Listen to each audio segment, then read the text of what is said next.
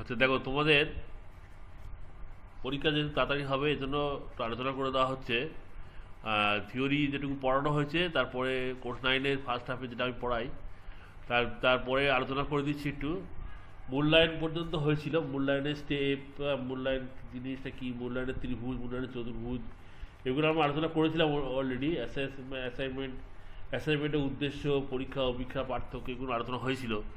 এই সময়ের অভাবে সেকেন্ড সেমিস্টার পরীক্ষা এগিয়ে আসার ফলে আমরা থিওরি ক্লাস খুব একটা পাচ্ছি না, ফলে একটু তোমাদের অনলাইনে তোমাদের বুঝিয়ে দিচ্ছি।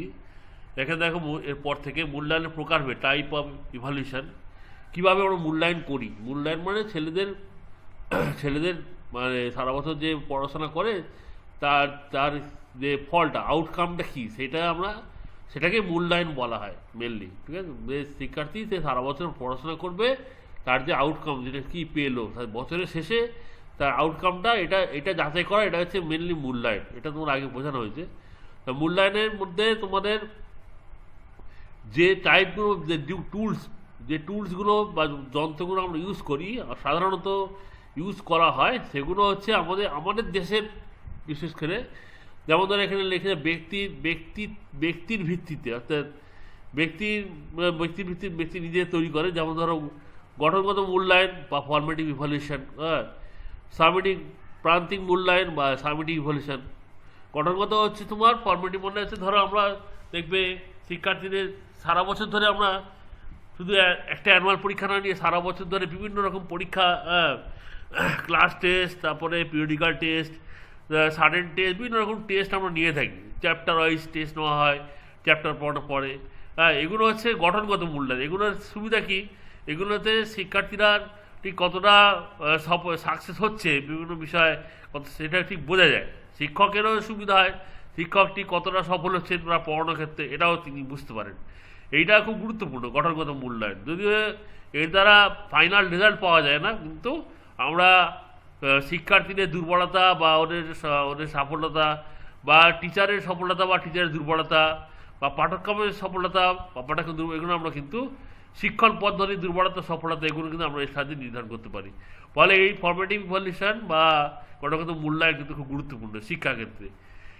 প্রান্তিক মূল্যায়ন হচ্ছে বছরের শেষে যে পরীক্ষাটা হয়, অ্যানুয়াল পরীক্ষা যেটাকে আমরা ভারতে বলে থাকি, বা টার্মিনাল পরীক্ষা। এই পরীক্ষাটা যার সাহায্যে আমরা শিক্ষার্থীদের শ্রেণী উত্তরণ, মানে অন্য শ্রেণী, এক শ্রেণী থেকে অন্য শ্রেণীতে ওরা উত্তীর্ণ হয়, এই যে পরীক্ষাটা নেওয়া হয়, এইটার ভিত্তিতে যে রেজাল্ট তৈরি হয়, তার ভিত্তিতে শিক্ষার্থীরা শ্রেণী উত্তরণ হয়, সেটাকে বলা হচ্ছে প্রান্তিক মূল্যায়ন। বা প্রান্তিক মানে একদম প্রান্তে এসে, মানে বছরের শেষে এসে মূল্যায়নটা হচ্ছে সামেটিভ ইভ্যালুয়েশন। এটাও খুব গুরুত্বপূর্ণ, দুটোই গুরুত্বপূর্ণ।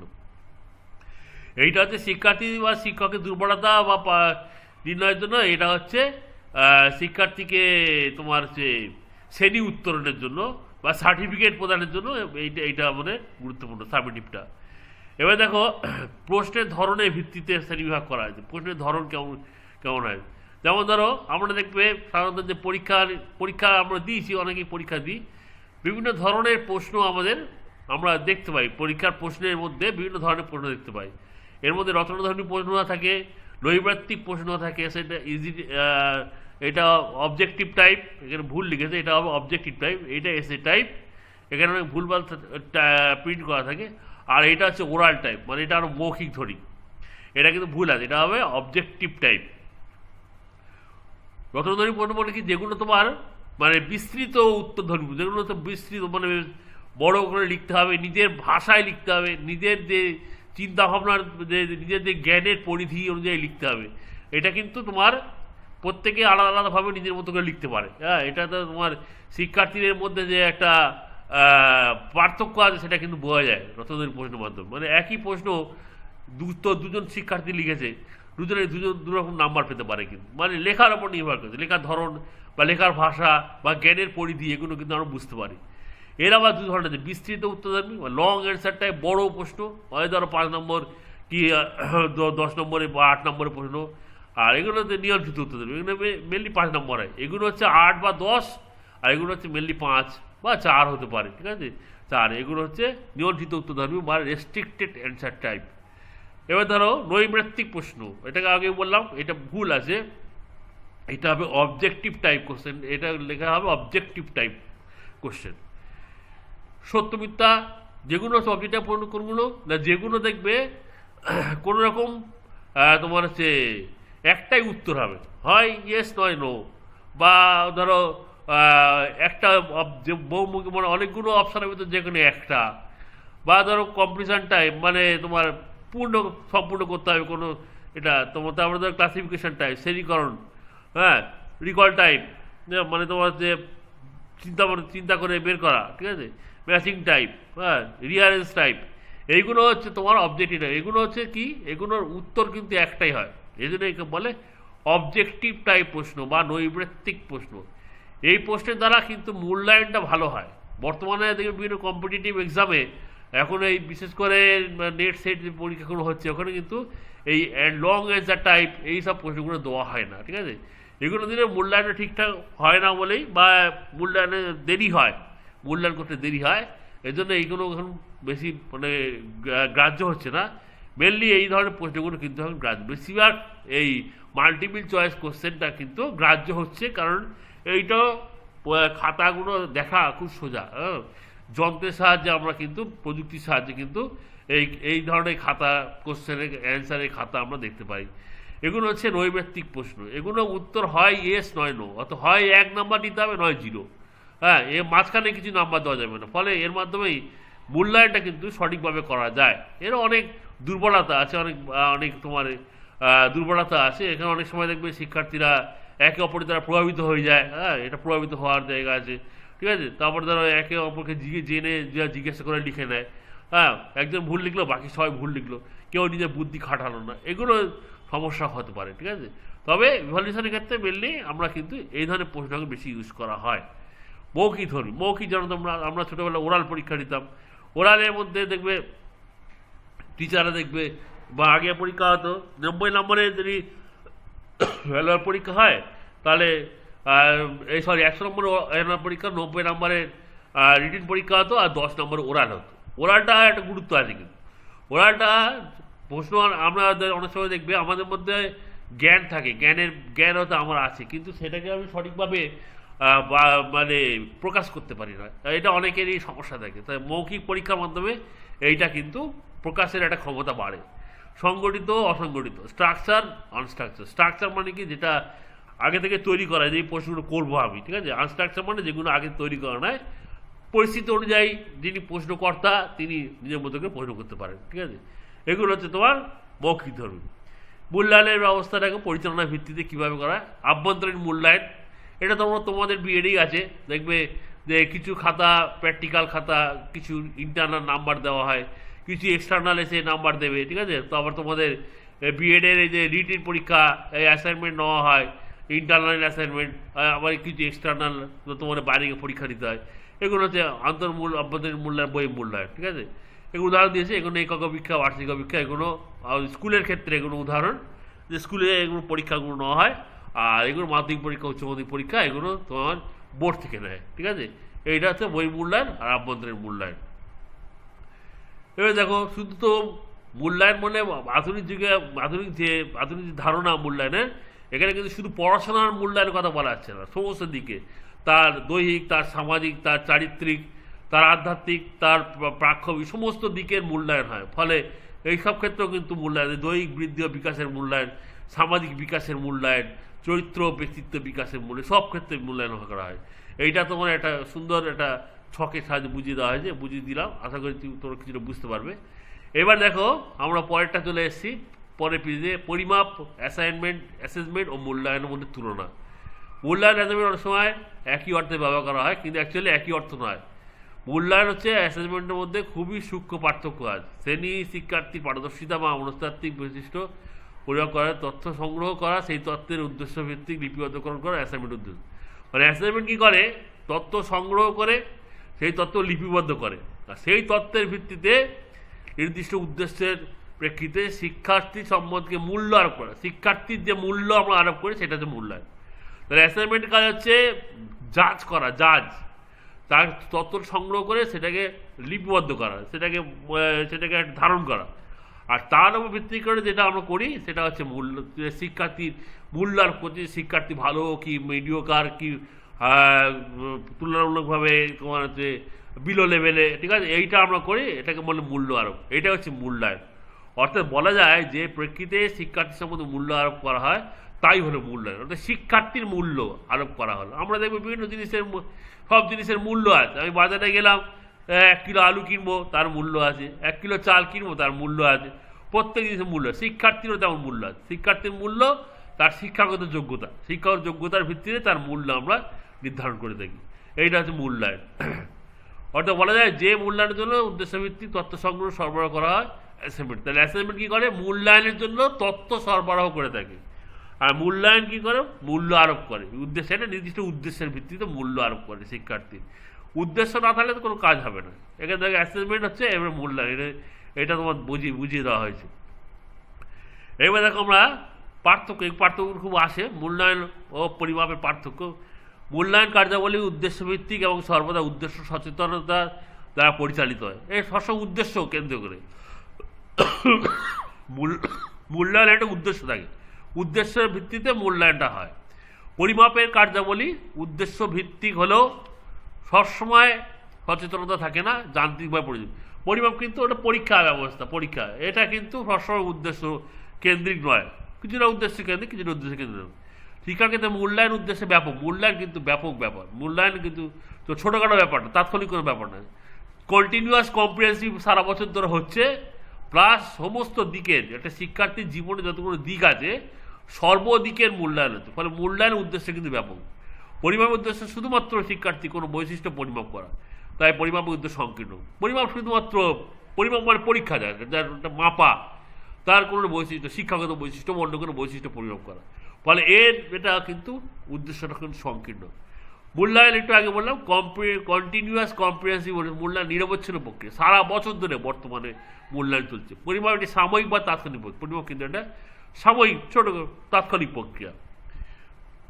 মূল্যায়নে কোনো বৈশিষ্ট্য গুণগত ও পরিমাণগত উভয় দিক বিচার করা হয়। পরিমাপে কোনো বৈশিষ্ট্য শুধুমাত্র পরিমাণগত দিক, মূল্যায়নে কিন্তু গুণগত পরিমাণগত সবই, অর্থাৎ কোয়ালিটি এবং কোয়ান্টিটি দুটোই কিন্তু বিচার করা হয় মূল্যায়নের সাহায্যে। কিন্তু পরিমাপে শুধুমাত্র কোয়ান্টিটিটা বিচার করা হয়। পরিমাপে কী বিচার করা হয়? শুধুমাত্র কোয়ান্টিটি, কোয়ালিটি কিন্তু অতটা কিন্তু বিচার করা হয় না। মূল্যায়নটা অপেক্ষা জটিল প্রক্রিয়া। মূল্যায়ন জটিল কেন? মূল্যায়ন সর্বদিকের মূল্যায়ন করতে হবে, সমস্ত দিকে, শিক্ষার্থী শিক্ষাগত, মানসিক, সামাজিক, দৈহিক, নৈতিক, আধ্যাত্মিক, প্রাক্ষবিক সমস্ত দিকের মূল্যায়ন করতে হয়। ফলে মূল্যায়ন জটিল। পরিমাপ অপেক্ষা সহজ। পরিমাপ শুধুমাত্র তাকে পরীক্ষা করা, তাকে টেস্ট করা, ঠিক আছে, এটা সোজা। মূল্যায়ন প্রক্রিয়া সম্পন্ন করতে বিধি কৌশল ব্যবহার, নির্দিষ্ট বিধি বা নিয়ম ব্যবহার করা হয়। পরিমাপে শিক্ষকৃত পারদর্শিতা অভিজ্ঞা আদর্শায়িত পরীক্ষার দ্বারা, আদর্শায়িত পারদর্শিতার অভিজ্ঞা ব্যবহৃত।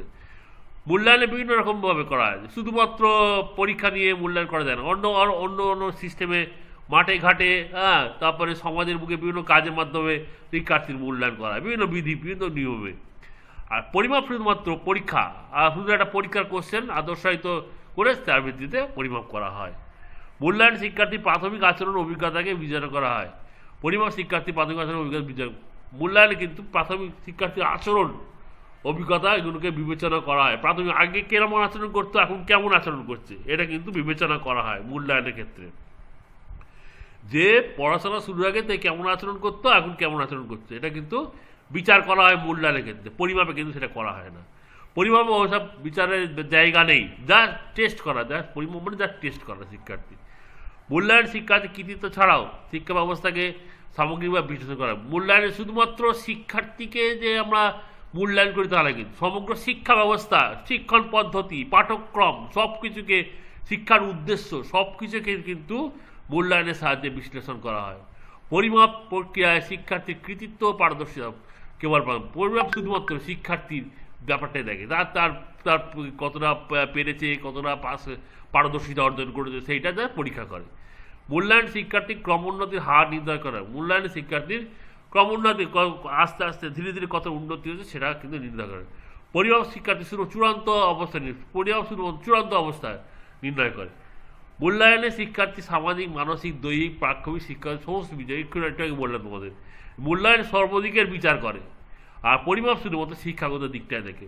মূল্যায়নের বৈশিষ্ট্য হলো মূল্যগত বিচার। লাস্ট হচ্ছে মূল্যায়ন মূল্যগত বিচার নির্ধারণ করে, শিক্ষার্থীর ভ্যালু জাজমেন্ট করে, শিক্ষার্থী মূল্য আরোপ করে। আর পরিমাপে কিন্তু মূল্য আরোপের ব্যাপার নেই। উদাহরণ বলছে, পরিমাণগত ভিত্তিতে দেখা গেল এই শিক্ষার্থী শ্রেণীর মধ্যে সবচেয়ে লম্বা এবং মূল্যগত বিচার করা হলো। এই যে শিক্ষার্থী দ্বারা একটা প্রয়োগ করে দেখা হলো যে সবচেয়ে লম্বা, এটা তার মূল্য আরোপ করা হলো। পরিমাপে কিন্তু ব্যাপার নেই, ঠিক আছে। উচ্চতা 4 ফুট, এইটা জাস্ট পরিমাপ করা হলো। কত সে সবচেয়ে লম্বা নাকি সবচেয়ে বেটে, এইটা কিন্তু এখানে কিন্তু বলা হয় না। এখানে জাস্ট তার পরিমাপ করা হয় যে সে 4 ফুট লম্বা। আর এখানে কোনো শিক্ষার্থী সবচেয়ে লম্বা বা সবচেয়ে বেটে, ঠিক আছে, বা মিডিয়াকার, এটা কিন্তু মূল্যটা আরোপ করা হয়। এই গেল তোমার হচ্ছে বৈশিষ্ট্য।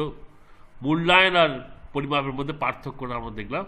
এবার একটা পার্থক্য দেখে নেবো আজকে, যেটা হচ্ছে অ্যাসেসমেন্ট আর মূল্যায়ন।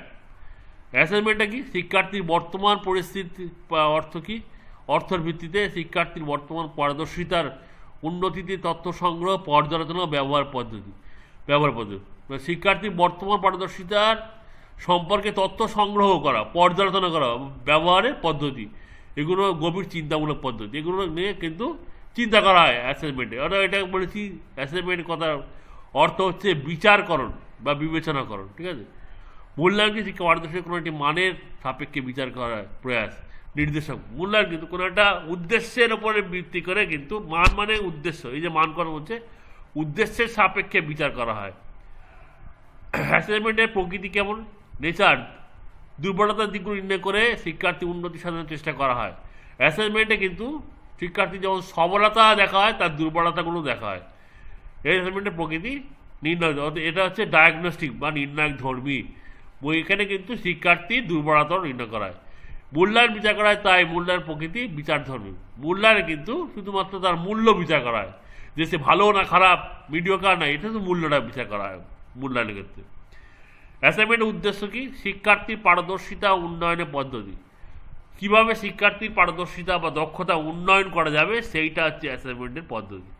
এটা কি শিক্ষার্থী লক্ষ্যে পৌঁছাতে পারছে কিনা তা নির্ণয় করে। মূল্যায়নে দেখা হয় যে শিক্ষার্থী আদৌ লক্ষ্যে পৌঁছাতে পারলো কিনা, সেটা কিন্তু মূল্যায়নে আমরা বিচার করি।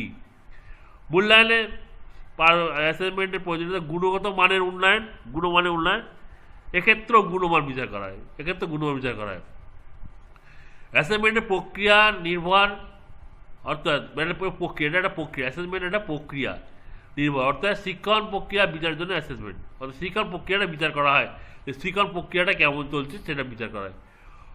মূল্যায়ন ফলাফল নির্ভর, মূল্যায়ন হচ্ছে ফলাফলের ভিত্তিতে মূল্য আরোপ করা হয়, ফলে ফলাফল নির্ভর। এটা মূল্যায়নের আগে বলেছি যে এর মাধ্যমে কোনো কিছু মূল্য আরোপ করা হয়, তাহলে এটা ফলাফল নির্ভর, অর্থাৎ শিক্ষার উদ্দেশ্য প্রেক্ষিতে শিক্ষার্থীর ফলাফলে বিচার করা হয়। এবার দেখো আমরা লাস্ট আরেকটা পার্থক্য আছে, যেটা হচ্ছে পরিমাপ ও অ্যাসাইনমেন্টের পার্থক্য। শিক্ষার্থীর কোনো বিষয়ে পরিমাপ হচ্ছে কি, প্রাপ্ত স্কোরটা পরিমাপের দ্বারা আমরা স্কোর দেখি, যে কতটা ভালো রেজাল্ট সে করতে পারলো, সেইটা আমরা পরিমাপের সাহায্যে দেখি। এক্ষেত্রে কি, প্রাপ্ত স্কোরে আলোচনা ও তাৎপর্য মিলন, যেটা স্কোরটা পাওয়া যায় পরিমাপে, সেইটার আলোচনা করা, পর্যালোচনা করা ও তাৎপর্য নির্ণয় করা। গাণিতিক ও পরিসংখ্যান বিদ্যার সাহায্যে নিয়ে পড়ে, এক্ষেত্রে গণিত মেনলি আমরা রাশিবিজ্ঞানের সাহায্যে কিন্তু আমরা এই পরিমাপটা করে থাকি। এখানে তথ্যের ব্যাখ্যা, বিশ্লেষণ, পর্যালোচনা করে, তথ্যের যে তথ্যটা পাওয়া যায় তার ব্যাখ্যা করা হয়, বিশ্লেষণ করা হয়, পর্যালোচনা করা হয়, বিবেচনা করা হয়। এটা হচ্ছে অ্যাসেসমেন্ট। পরিমাপের প্রাক্ষবিক ক্ষেত্রে বিষয়ে পরিমাপের আওতাভুক্ত নয়। প্রাক্ষবিক যে দিকটা আছে, যে শিক্ষার্থীর প্রাক্ষবিক দিক যেটা, তার ওইটা কিন্তু পরিমাপের কিন্তু অন্তর্ভুক্ত নয়। এক্ষেত্রে শুধুমাত্র শিক্ষাগত দিকটাই, দৈহিক দিকটা, এগুলোই কিন্তু পরিমাপের অন্তর্গত। ইমোশনাল যে দিকটা, এটা কিন্তু একটা শিক্ষার্থীর যে ইমোশনাল ব্যাপার থাকে, ওইটা কিন্তু পরিমাপ করা যায় না, ওটা কিন্তু অন্য পদ্ধতিতে করতে হয়, এক্ষেত্রে কিন্তু আওতাভুক্ত নয়। প্রাক্ষবিক ক্ষেত্রে বিষয়সমূহ তথ্য সংগ্রহ, সেই তথ্যের ব্যাখ্যা ও বিশ্লেষণ করা, এক্ষেত্রে কিন্তু সব কিছুর কিন্তু তথ্য সংগ্রহ ও ব্যাখ্যা করা হয়, এক্ষেত্রে কিন্তু অ্যাসেসমেন্ট। আচ্ছা, এবারে দেখো আমরা মূল্যায়নের নেক্সট আলোচনা, মূল্যায়নের প্রকৃতি ও উদ্দেশ্য। মূল্যায়নকে আমরা মূল্যায়নের প্রকৃতি মানে বৈশিষ্ট্য বলা যায়। মূল্যায়নের কী কী বৈশিষ্ট্য বা নেচার, আর উদ্দেশ্য মানে কেন করব আমরা মূল্যায়ন। প্রকৃতি কতগুলি মৌলিক নীতির উপর প্রতিষ্ঠিত, কতগুলি মৌলিক নীতির উপরে প্রকৃতিগুলো প্রতিষ্ঠিত করা হয়েছে। যেমন উদ্দেশ্য বিচারের নীতি।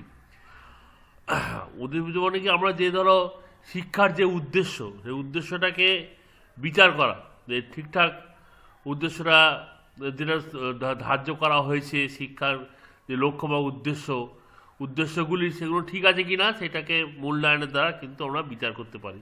এটা হচ্ছে উদ্দেশ্য বিচারের নীতি। যে শিক্ষার যে লক্ষ্যটা বা উদ্দেশ্যগুলো নির্ধারণ করা হয়, লক্ষ্য একটাই, এই লক্ষ্যটাকে ভেঙে বিভিন্ন উদ্দেশ্য আমরা পাই। সেই লক্ষ্য উদ্দেশ্যগুলি সঠিক কিনা, অর্থাৎ সেটা পূর্ণ হলো কিনা, সেটা আমরা পূর্ণতায় পৌঁছানো গেল কিনা, সেইটা মূল্যায়নের দ্বারা বোঝা যায় যে আমরা লক্ষ্য বা উদ্দেশ্যে ঠিকঠাক পৌঁছতে পারলাম কিনা। আচরণ পরিবর্তন বিচারের নীতি। শিক্ষণের মাধ্যমে, প্রক্রিয়ার মাধ্যমে শিক্ষার্থীর জীবনে আমরা জানি যে শিক্ষণের মাধ্যমে আমাদের আচরণের পরিবর্তন হয়। শিক্ষার্থীদের আচরণের পরিবর্তন হয়। এবার সে আচরণের পরিবর্তনটা ঠিকঠাক হলো কিনা শিক্ষার দ্বারা, সেটা আমরা কিন্তু মূল্যায়নের সাহায্যে বুঝতে পারবো। যে আর এই ধারাবাহিক পরিবর্তনই শিক্ষার্থীর বিকাশ। আচরণের পরিবর্তনটা ওটাই হচ্ছে বিকাশ। যত আচরণের পরিবর্তন হবে শিক্ষার্থীর, তত বিকাশ হবে। বিকাশ হয় আচরণের পরিবর্তন দ্বারা। অর্থাৎ আমি এমন একটা কাজ, যে কাজটা আমি পারতাম না, আগে জানতাম না বা পারতাম না, এবার শিক্ষার ফলে সেই কাজটা আমি পারছি। অর্থাৎ একটা আচরণ আগে করতে পারতাম না, বর্তমানে সেই আচরণটা করতে পারছি। এই যে করতে পারলাম, যে কাজটা পারতাম না আগে, এর ফলে আমার লাভ হলো। এই লাভটাকে বলা হচ্ছে বিকাশ। আর এই বিকাশটা হলো কিনা বা আচরণ পরিবর্তনটা কীভাবে হলো, তা সেটা বিচার করাই মূল্যায়নের কাজ। মূল্যায়ন এটাকে বিচার করে। সামঞ্জস্য বিধান নীতি। শিক্ষা উদ্দেশ্য, শিক্ষণ প্রক্রিয়া, মূল্যায়ন কৌশল, তিনটি উপাদানের মধ্যে সামঞ্জস্য বিধান করে মূল্যায়নের ধারণা পরিবর্তন করা হয়েছে। তোমার দেখবে সেই ব্লুমের যে ত্রিভুজ তোমার পড়েছিলাম, সেখানে একদিকে শিক্ষার উদ্দেশ্য ছিল, একদিকে ছিল একটা বিন্দুতে ছিল শিক্ষণ প্রক্রিয়া, আর একটা বিন্দু ছিল মূল্যায়ন কৌশল। এটা ব্লুমের ত্রিভুজ। এই তিনটে উপাদানের মধ্যে সামঞ্জস্য করা আছে মূল্যায়নের। এটা একটা প্রকৃতি। এই তিনটে উপাদানের মধ্যে সামঞ্জস্য। ব্লুমের ত্রিভুজটা তোমাদের ক্লাসে পড়ানো হয়েছিল, ওটা বলে দিয়েছিল যে একটা কোণে হচ্ছে শিক্ষার উদ্দেশ্য, একটা কোণে শিক্ষণ প্রক্রিয়া, আর একটা হচ্ছে মূল্যায়ন কৌশল। এই তিনটের মধ্যে তিনটে মূল, শিক্ষা ব্যবস্থার মধ্যে তিনটে মূল, এই তিনটের মধ্যে সামঞ্জস্য, এটা হচ্ছে মূল্যায়নের একটা প্রকৃতি। শিক্ষণ পদ্ধতি বিচার নীতি। ধরো যিনি শিক্ষক, আমরা প্রত্যেকে যারা শিক্ষক আমরা একটা নির্দিষ্ট পদ্ধতিতে আমরা কিন্তু ক্লাসে বিষয়বস্তু উপস্থাপন করি বা শিক্ষার্থীদের পড়াই, যেটা আমি বলতে পারি। এখন পড়ানোর কথাটা বলা ঠিক নয়। এখন আধুনিক শিক্ষা বলছে শিক্ষার্থীদের সামনে বিষয়বস্তু উপস্থাপন করা হয়, শিক্ষার্থী নিজে থেকে শিক্ষা লাভ করে। তাকে আমরা শিক্ষকরা সহায়কের ভূমিকা গ্রহণ করি। সেই যে সহায়কের ভূমিকা আমি ঠিকঠাক নিতে পারছি কিনা, যে পদ্ধতিতে আমি সহায়কের ভূমিকা নিচ্ছি সেটা সঠিক কিনা, সেটাও মূল্যায়ন করতে হয়। সেটা মূল্যায়ন কিন্তু মূল্যায়নের প্রকৃতি, যে ওটাকেও সে কিন্তু মূল্যায়ন করে। ঠিক আছে। বর্তমান শিক্ষা ব্যবস্থায় শিক্ষকগণ বিভিন্ন পদ্ধতি অবলম্বন করি। এই পদ্ধতিগুলো কিন্তু মূল্যায়নের ধারাই কিন্তু হয়। এগুলোরও মূল্যায়ন হয়, এটা মূল্যায়নের প্রকৃতির মধ্যে পড়ছে। তার মনে করি ত্রুটি আছে কিনা, ত্রুটি তাহলে যাতে সংশোধন কীভাবে হবে, এগুলো সব মূল্যায়নের মধ্যে পড়ছে। মূল্যায়ন কৌশল বিচার নীতি। মূল্যায়নের কৌশল, যে পদ্ধতিতে মূল্যায়ন করা আছে শিক্ষার্থীর বা শিক্ষকের দ্বারাই মূল্যায়ন করা হোক, সেই যে কৌশলটা আমরা মূল্যায়নের জন্য ইউজ করছি, যে পরিমাপ করছি যেভাবে ধরো তার অন্যান্য দিক থেকে তার বৈশিষ্ট্য আমি দেখছি, গুণগত বৈশিষ্ট্য বা পরিমাণগত বৈশিষ্ট্য আমরা যেভাবে দেখছি, সেই পদ্ধতিটা ঠিক আছে কিনা সেটাতেও কিন্তু আমরা দেখার দরকার আছে। সেটাও মূল্যায়নের প্রকৃতির মধ্যে পড়ছে, তারও মূল্যায়ন করতে হবে। ঠিক আছে। যে পদ্ধতিতে আমরা শিক্ষার্থীর মূল্যায়ন করছি, এই শিক্ষার্থীর বা শিক্ষকের বা পাঠ্যক্রমের যারই মূল্যায়ন করি বা শিক্ষণ পদ্ধতি যারই মূল্যায়ন করি সেইটা সঠিক কিনা, পদ্ধতিটা ঠিক সঠিক কিনা সেটার একটা মূল্যায়নের ব্যাপার আছে। এটাও মূল্যায়নের প্রকৃতির মধ্যে পড়ছে। তো মূল্যায়নের কৌশল বিচার নীতি, যে কৌশলে মূল্যায়ন করা হচ্ছে তার কৌশলটা ঠিক আছে কিনা সেটারও বিচার করতে হয়। এগুলো গেল মূল্যায়নের প্রকৃতি। এবার দেখ মূল্যায়নের উদ্দেশ্য, লাস্ট মূল্য বিচার। আমরা আগে বলেছি যে মূল্যায়ন মানে কি, মূল্যায়ন মানে কোনো জিনিসের ওপর মূল্য আরোপ করা, তার মূল্য আরোপ করা। যেভাবে বলা হোক না কেন, মূল্যায়নের প্রথম এবং প্রধান উদ্দেশ্য কোনো মূল্য বা সারবক্তা বিচার করা, কোনো জিনিসের মূল্য বিচার করা। আমাদের যেরকম প্রত্যেকের মূল্য, আজকে পৃথিবীতে যত জিনিস আছে প্রত্যেক জিনিসের কিছু না কিছু মূল্য আছে। ধরো তুমি কোনো দোকানে গিয়ে কিছু কিনতে গেলে, ঠিক আছে, তার একটা মূল্য আছে। একটা জামা বা একটা প্যান্ট বা অন্য কিছু জিনিস, হ্যাঁ, যা কিছু কিনবো, টিভি থেকে শুরু করে এমনকি একটা পিন, একটা আলপিন পর্যন্ত কিনবো, তারও একটা মূল্য আছে। প্রত্যেকটা মূল্য। তাহলে মূল্যায়নের মূল জিনিস মূল্য বিচার করা, মূল্য বিচার করে মূল্য নির্ধারণ করা।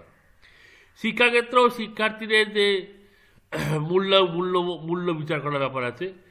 শুধু শিক্ষার্থী না, শিক্ষকেরও মূল্য বিচার করার ব্যাপার, যে এই শিক্ষক খুব ভালো পড়ায়, এই শিক্ষক খুব ভালো মিডিওকার পড়ান, ঠিক আছে, শিক্ষকের মূল্য বিচার করার ব্যাপার আছে। শিক্ষা প্রতিষ্ঠানের মূল্যমান বিচার করার ব্যাপার আছে। শিক্ষণ পদ্ধতির মূল্য বিচারের ব্যবস্থা আছে।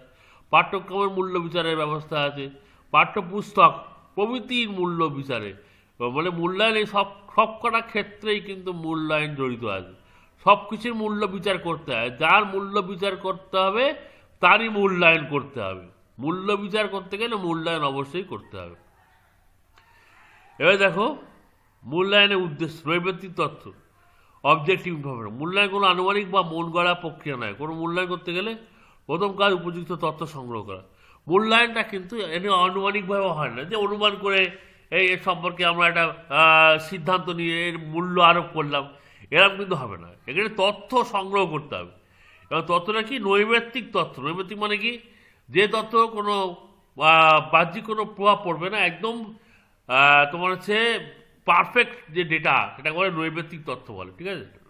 এরকম তথ্য, ওই জন্য আমি আগে বলেছিলাম যে আমাদের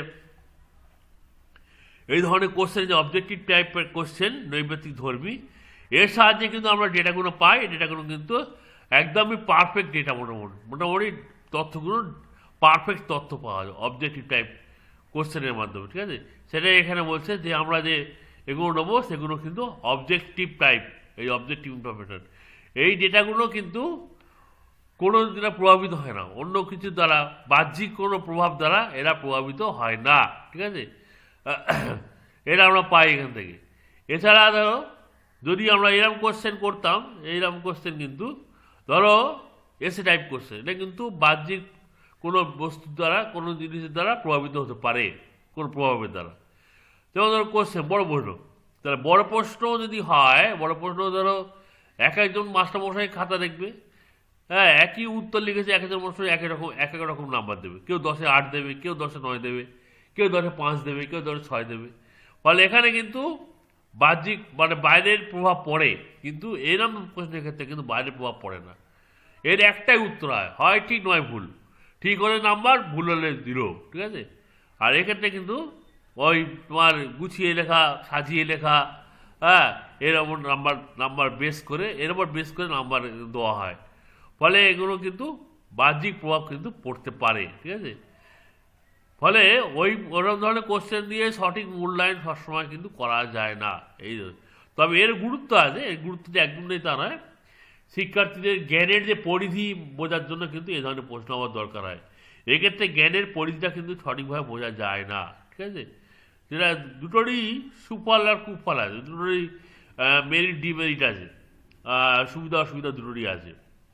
যাই হোক, তাহলে আমরা এটা দেখলাম যে মূল্যায়নের উদ্দেশ্যে একটা হচ্ছে এই নৈর্ব্যক্তিক তথ্য দিতে হবে। নৈর্ব্যক্তিক তথ্য মানে যে তথ্যের ওপরে কোনো বাইরে কোনো প্রভাব পড়বে না, একদম সঠিক তথ্য, যে তথ্যটা একদম সঠিক তথ্য, তার সেই তথ্য সংগ্রহ করে তার ভিত্তিতে মূল্যায়ন করতে হবে, তার ভিত্তিতে মূল্য আরোপ করতে হবে, মূল্যায়ন করতে হবে, এটাই বলা হয়েছে এখানে।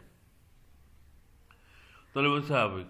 এখানে কি বলছে তথ্যের উৎস যতই ব্যাপক বিস্তৃত হোক না কেন, উপযুক্ত পদ্ধতি, এই যে নৈর্ব্যক্তিক তথ্য সংগ্রহ করার ক্ষেত্রে উপযুক্ত পদ্ধতি যদি আমরা ফলো করতে পারি, তাহলে নৈমিত্তিক তথ্য আমরা পেতে পারি। ঠিক আছে, ওই যে প্রশ্ন ওইটার ধরে প্রশ্ন করলে আমরা নৈমিত্তিক তথ্য পেতে পারি।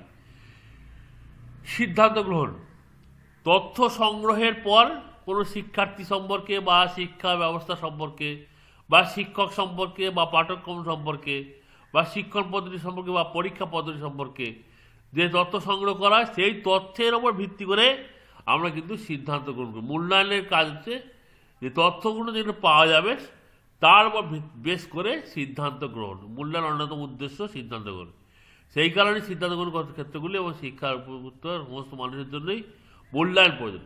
তাহলে মূল্যায়নটা আমাদের সবার ক্ষেত্রে খুবই প্রয়োজন, কারণ এর দ্বারা সিদ্ধান্ত শিক্ষার্থী সম্পর্কে বা শিক্ষক সম্পর্কে বা পাঠ্যক্রম সম্পর্কে বা শিক্ষণ পদ্ধতি সম্পর্কে সিদ্ধান্ত গ্রহণ করা। এর মধ্যে শিক্ষক, পাঠ্যক্রম, শিক্ষণ পদ্ধতি সম্পর্কে সিদ্ধান্ত গ্রহণ হয়। অভিভাবক তার সন্তানের শিক্ষার মান ও প্রকৃতি অনুধাবন করে তার বর্তমান ও ভবিষ্যৎ সম্পর্কে সিদ্ধান্ত। এই যে সিদ্ধান্ত নিতে চাই আমরা, শিক্ষকরা বা পাঠ্যক্রম বা শিক্ষা পদ্ধতি বা অভিভাবকরা তাদের সন্তান সম্পর্কে যে সিদ্ধান্ত নিতে চায়, এই সিদ্ধান্তের ক্ষেত্রে মূল্যায়নের ভূমিকা গুরুত্বপূর্ণ। কারণ সিদ্ধান্ত নিতে গেলে মূল্যায়নে নিতে পারবে। সমস্ত তথ্যের ভিত্তিতে সিদ্ধান্তটা নেওয়ার কাজ হচ্ছে মূল্যায়নের অন্যতম উদ্দেশ্য। এবার দেখো, এই যে আমরা সিদ্ধান্ত নিলাম যে শিক্ষার সিদ্ধান্ত, মেন সিদ্ধান্ত হচ্ছে যে শিক্ষার উদ্দেশ্য লক্ষ্যে আমরা পৌঁছাতে পারলাম কি না সেটা দেখতে হবে। মূল্যায়ন করার পরে, মূল্য আরোপ করার পরে আমাদের দেখতে হবে যে আমরা যে শিক্ষার শুরুতে, শিক্ষা ব্যবস্থা পরিচালনার শুরুতে যে শিক্ষা লক্ষ্য বা উদ্দেশ্যটা আমরা নির্ধারণ করেছিলাম, সেই উদ্দেশ্য লক্ষ্যটা পূর্ণ হলো কিনা, পরিপূর্ণ হলো কিনা, পরিপূরণ হলো কিনা সেটা কিন্তু যাচাই করা দরকার। নাকি কিছুটা খামতি রয়ে গেছে সেইটা কিন্তু যাচাই করার প্রয়োজন আছে। ঠিক আছে, এক্ষেত্রেও মূল্যায়ন কিন্তু সাহায্য করছে, যে মূল্যায়নের দ্বারা কিন্তু এটা করা যায় যে উদ্দেশ্যটা পরিপূর্ণ হলো কিনা সেটা কিন্তু দেখা যায়। এক্ষেত্রেও মূল্যায়নের ভূমিকা আছে। ঠিক আছে, তাহলে দেখো সর্বত্র মূল্যায়নের কিন্তু একটা ভূমিকা রয়ে যাচ্ছে। যে বলছে শিক্ষা উদ্দেশ্য লক্ষ্য করে পর্যায়ে কতটা পরিপূর্ণ হয়েছে মূল্যায়ন তা বিচার করা যায়। তাই মূল্যায়নে শিক্ষার লক্ষ্য বা উদ্দেশ্য যেটা শিক্ষা ব্যবস্থা শিক্ষা ব্যবস্থা পরিচালনার শুরুতে আমরা ধরেছিলাম। অ্যাকচুয়ালি ধরো ক্লাস 5-এ একটা ছেলে পড়বে, তাহলে 5-এর একদম প্রথমে সেই 5-এ পড়ার লক্ষ্য, শিক্ষার লক্ষ্য, উদ্দেশ্যগুলো আমরা ঠিক করে নিই। তার ভিত্তিতে পাঠ্যক্রম তৈরি করা হয়, শিক্ষণ পদ্ধতি তৈরি করা হয়, পরীক্ষা নেওয়া হয়, ক্লাস পরিচালনা করা হয়। এবার বছরের শেষে দেখা হবে সেই যে লক্ষ্যটা ধরেছিলাম সেই লক্ষ্যটা পূর্ণ হলো কিনা সেটা দেখব। এর জন্য আমরা পরীক্ষা নিই। পরীক্ষার মাধ্যমে আমরা দেখি যে আমি যে শিক্ষার লক্ষ্যটা ধরেছিলাম বছরের শুরুতে সেইটা কিন্তু পূর্ণ হলো কিনা আমরা কিন্তু লাস্টে বছরের শেষে দেখতে পাই। তাহলে মূল্যায়নের ক্ষেত্রে কিন্তু শিক্ষার উদ্দেশ্য লক্ষ্য পুনর্বিবেচনা করা হয়, দেখা হয় যে লক্ষ্যটা বা উদ্দেশ্যটা পূর্ণ হলো কিনা সেটা আমরা এখানে যাচাই করতে পারি। তাহলে এগুলো তোমার হচ্ছে আবার বলছে বিপরীত ক্রমে শিক্ষার পূর্ব নির্ধারিত লক্ষ্য কত যুক্তিযুক্ত অথবা নির্ধারিত লক্ষ্যের সার্বত্র কতটা তার বিচার মূল্যায়ন। এছাড়া মূল্যায়নে কি হয়, শিক্ষার লক্ষ্য যে ধরেছিলাম সেইটাও কতটা আর্থসামাজিক ক্ষেত্রে কতটা যুক্তিযুক্ত আমাদের দেশের ক্ষেত্রে বা অন্য দেশের ক্ষেত্রে সেটাও কিন্তু বিচার। এটা কিন্তু বলেছিলেন তোমার গ্রিনল্যান্ড, যে ওই ব্লুমের ত্রিভুজের সাথে গ্রিনল্যান্ড একটা যুক্ত করেছিলেন। সেটা হচ্ছে যে এই যে লক্ষ্যটাকেও তারও কিন্তু মূল্য মান বিচার করা, যে লক্ষ্যটা যে সামাজিক ক্ষেত্রে, সামাজিক পটভূমিকায়, আর্থসামাজিক পটভূমিকায় এই লক্ষ্যটা ঠিক আছে কিনা সেটা দেখা, শিক্ষার লক্ষ্যটা ঠিক আছে কিনা সেটাও কিন্তু দেখা প্রয়োজন। এইটা কিন্তু তোমার এটাও মূল্যায়নের কাজ, যে লক্ষ্যটাকে বিচার করা, যে লক্ষ্য নির্ধারণ করা হয়েছে শিক্ষার সেই লক্ষ্যটাও সঠিক কিনা, ঠিকঠাক আছে কিনা, আর্থসামাজিক আমাদের সামাজিক পটভূমিকায় বা সামাজিক ব্যাকগ্রাউন্ডে সেই লক্ষ্যটা ঠিকঠাক আছে কিনা সেটাও কিন্তু দেখা। যেমন ধরো আমাদের দেশের যেমন সমাজ, এই সমাজের শিক্ষার লক্ষ্য একরকম হওয়া উচিত। আমাদের ইউরোপে যাও, ইউরোপের সমাজ আমাদের চেয়ে বেশ কিছুটা এগিয়ে, অন্য কোনো দেশে দেখবে আমাদের থেকে সমাজ থেকে শিক্ষা সমাজটা বেশ কিছুটা পিছিয়ে। এইরকম এগিয়ে পিছিয়ে সারা পৃথিবীর যত দেশ আছে বিভিন্ন দেশের মধ্যে থেকে সামাজিক পার্থক্য দেখা যায়, তারতম্য দেখা যায়। কারোর সমাজ ব্যবস্থা, সামাজিক রীতিনীতি অনেক এগিয়ে, কারোর মিডিওকার, কারোর পিছিয়ে আছে। তাহলে শিক্ষার লক্ষ্য সবার এক হবে না, কিন্তু সমাজ অনুযায়ী শিক্ষার লক্ষ্য ঠিক হয়, সেটাকেও দেখা উচিত যে আমাদের যে শিক্ষার লক্ষ্যটা নির্ধারণ করা আছে সেটা আমাদের দেশের সমাজের উপযোগী কিনা সেটা কিন্তু দেখতে হবে। এটাও কিন্তু মূল্যায়ন একটা কাজ, ঠিক আছে, এটাও ক্ষেত্রেও মূল্যায়ন কিন্তু হয়। তো সর্বত্র অ্যাকচুয়ালি যেটা বলা যায় যে সর্বত্র শিক্ষা সর্বত্র মূল্যায়ন, এর জন্য বলে কন্টিনিউয়াস কম্প্রিহেন্সিভ ইভলিউশন বা ধারাবাহিক নিরবচ্ছিন্ন প্রক্রিয়া। এই গেল মূল্যায়নে তোমার উদ্দেশ্যগুলো হলো। লাস্ট হচ্ছে মূল্যায়নের পারপাস, কেন আমরা মূল্যায়নের প্রয়োজনীয়তা, শিক্ষার্থী শিখন সামর্থ্য কতটা অর্জন করতে পেরেছে তা জানা, এইটা 1 নম্বর। যে শিক্ষার্থী কতটা শিখলো, পঠন পঠন পরিকল্পনা কত কার্যকরী তা নির্ধারণ করা, পঠন পঠন পরিকল্পনা যে যে বিষয় পড়ানো হয়েছে শিক্ষার্থীদের তা কতটা কার্যকরী সেটা নির্ধারণ করা, শিক্ষার্থী শিখানো অসুবিধাগুলি পরিচয় পাওয়া, সেই অসুবিধা দূরীকরণে প্রয়োজনীয় ব্যবস্থা নেওয়া হতো। শিক্ষার্থী যে শিক্ষণের ক্ষেত্রে অসুবিধাগুলো সম্মুখীন হয়েছিল সেগুলো জানা, সেগুলো দূরীকরণে সাহায্য করা, সেগুলি সংশোধনে সাহায্য করা এবং মূল্যায়নের প্রয়োজন, এদের মূল্যায়নের প্রয়োজন। মূল্যায়নের মাধ্যমে শিক্ষার্থীদের ফলাফল অগ্রগতি শিক্ষার্থীদের পঠন পাঠন প্রক্রিয়া অংশগ্রহণকে উৎসাহিত করে, তাদের পাঠ গ্রহণে অধিকতর আগ্রহী করে। মূল্যায়নে কিন্তু শিক্ষার্থীদের মধ্যে পড়াশোনার ক্ষেত্রে উৎসাহ বাড়ে, তারা পাঠ গ্রহণে অধিকতর আগ্রহী হয়ে ওঠে মূল্যায়নের দ্বারা, কর্মতৎপরতা বাড়ে, ইতিবাচক পজিটিভ তোমার পরিবর্তন আসে তাদের কর্মতৎপরতার মধ্যে।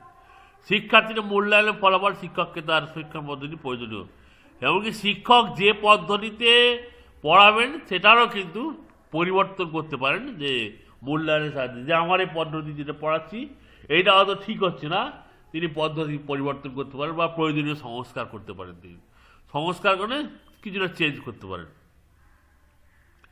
শিক্ষার্থী পারদর্শিতা কোন স্তরে তা নির্ধারণ করা যায়, শিক্ষার্থী পারদর্শিতাটি কোন স্তরে আছে সেটা নির্ধারণ করা যায়।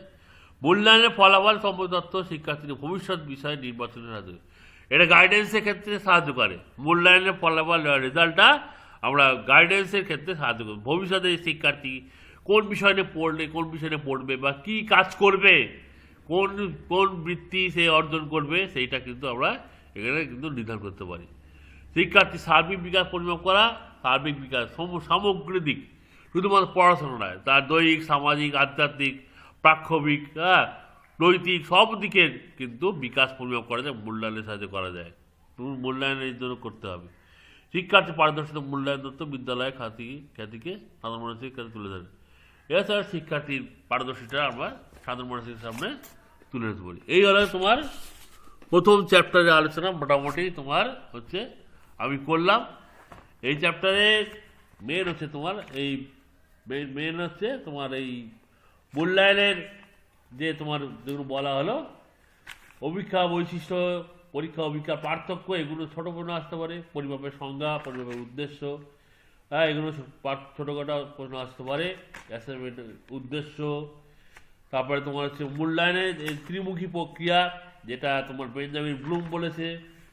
মূল্যায়নকে আবার গোল্ডল্যান্ড কীভাবে ব্যাখ্যা করেছেন, মূল্যায়নের ত্রিভুজটাকে, সেটাকেও আমরা এখানে বলা হয়েছে, একটা আলোচনা করা হয়েছিল। তারপরে মূল্যায়নের ধাপসমূহ, এগুলো আলোচনা করা হয়েছিল। মূল্যায়নের প্রকারভেদ, এগুলো ছোটো বড়ো বড় বড় মিলিয়ে আসতে পারে, ঠিক আছে। তোমরা সালের কোশ্চেন দেখবে, সালের কোশ্চেন দেখলে কিন্তু ক্লিয়ার হয়ে যাবে।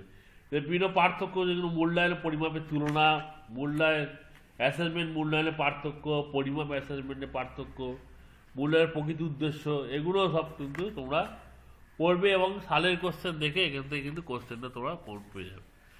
এটা তোমাদের ফার্স্ট চ্যাপ্টার আলোচনা আমি কমপ্লিট করলাম। এরপরে আমি সেকেন্ড